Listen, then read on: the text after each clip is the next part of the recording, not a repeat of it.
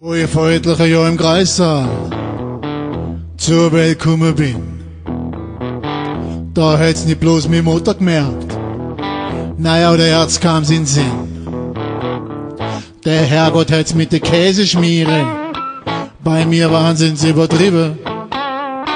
Und alle, wo dabei waren, hätt's Tränen in die Augen trieben.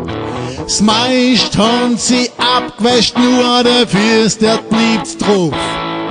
Drum haben sie den Tag alle Ärzte grüne Maske auf.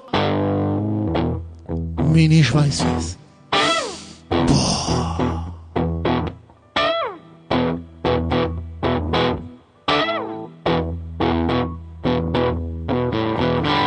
Am schönen Tag hat dann der Sensenmann mir ganz plötzlich gewunken. Auf der Grabstein haben sie geschrieben, jetzt hat der Kerli ausgestunken. Nach kurzer Zeit stand er schon vor dem großen Himmelstor. Ein Megachor mit Engel steht zum Gesang davor.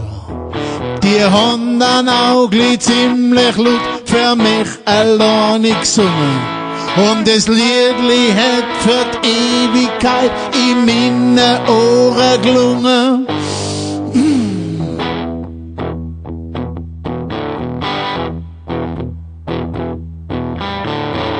Wenn zwei Finken, so wie die nie im Himmel stinken, wird Stimmung auf der Wolke bei Eisengel plötzlich sinken.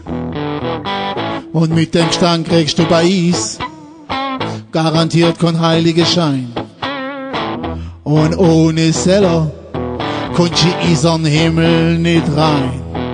Na, schickt mich ganz tief, aber doch selbst der Teufel packt der Graus. Denn meine Füße, die trettet seine ganze Kohle aus. Das war der Schweißwurstblues. Oh yeah. Boah, das hat doch mal eine Nase voll näher. Mein Gott, ist das ein Geschmäckli. Der Schweißwurstblues.